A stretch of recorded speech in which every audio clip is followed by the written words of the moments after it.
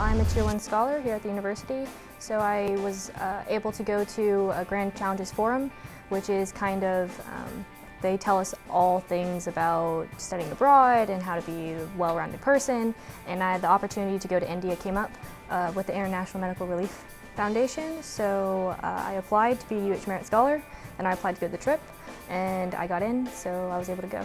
The flight there was pretty brutal. It was 16 hours to go to Qatar, and then it was another 6 hours to go straight to India and then to our actual location in South India. So that was pretty brutal, but the trip itself was really enlightening. We woke up at 5 a.m. pretty much every day, partially because of jet lag, but partially because we wanted to see the sunrise every day.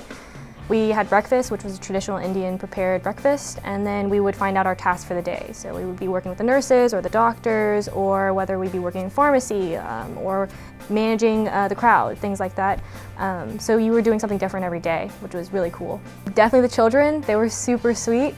They all called us brother and sister, and they thought it was really exciting just because we obviously look different than everyone else and we have different accents. Definitely a greater appreciation for life in America.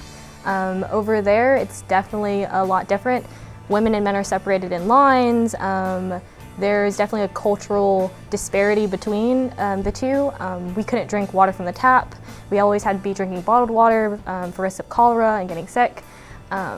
It's just the entire cultural experience was very enlightening. Well, I'm actually a biomedical engineer major with a pre-med track.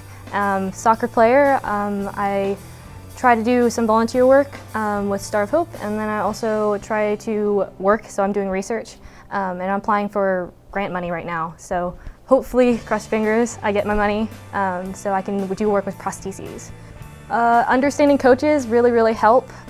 Susie and Chris and Brandon have been super understanding about academics, and they understand that school comes first because we are college students, you know, at the end of the day, and I still want to get a good degree.